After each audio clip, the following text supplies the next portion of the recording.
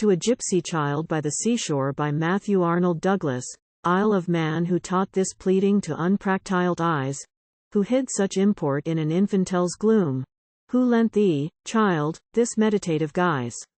What clouds thy forehead, and fore-dates thy doom? Lo, sails that gleam a moment and are gone, the swinging waters, and the clusterĺd pier. Not idly earth and ocean labor on, nor idly do these seabirds hover near. But thou, whom superfluity of joy wafts not from thine own thoughts, nor longings vain, nor weariness, the full-fed soul's annoy, remaining in thy hunger and thy pain, thou, drugging pain by patience, half averse from thine own mother's breast, that knows not thee, with eyes that sought thine eyes thou didst converse, and that soul-searching vision fell on me. Glooms that go deep as thine I have not known, moods of fantastic sadness, nothing worth. Thy sorrow and thy calmness are thine own, glooms that enhance and glorify this earth. What mood wears like complexion to thy woe? His, who in mountain glens, at noon of day, sits rapt, and hears the battle break below? Ah, thine was not the shelter, but the fray. What exilels, changing bitter thoughts with glad? What seraphils, in some alien planet born? No exilel's dream was ever half so sad, nor any angel's sorrow so forlorn. Is the calm thine of stoic souls, who weigh life well, and find it wanting, nor deplore, but in disdainful silence turn away, stand mute, self-centered, stern, and dream no more?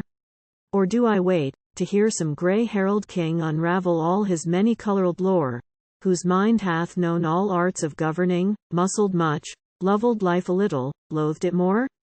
Down the pale cheek long lines of shadow slope, which years, and curious thought, and suffering give. Thou hast foreknown the vanity of hope, foreseen thy harvest, yet proceedest to live, O meek anticipant of that sure pain whose sureness grey herald scholars hardly learn.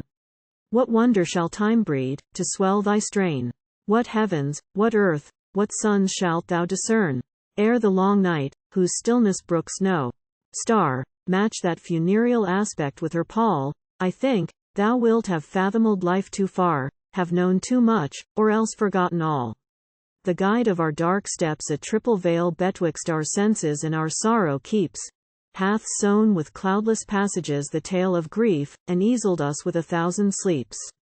Ah, not the nectarous poppy lovers use, not daily labor's dull Lethean spring, oblivion and lost angels can infuse of the soiled glory, and the trailing wing, and though thou glean what strenuous gleaners may, in the thronged fields where winning comes by strife, and though the just sun gild, as all men pray, some reaches of thy storm-vexed stream of life, though that blank sunshine blind thee, though the cloud that severed the world's march and thine, is gone, though ease dulls grace, and wisdom be too proud to have a lodging that was all her own, once, ere the day decline, thou shalt discern, O once, ere night, in thy success, thy chain. Ere the long evening close, thou shalt return, and wear this majesty of grief again.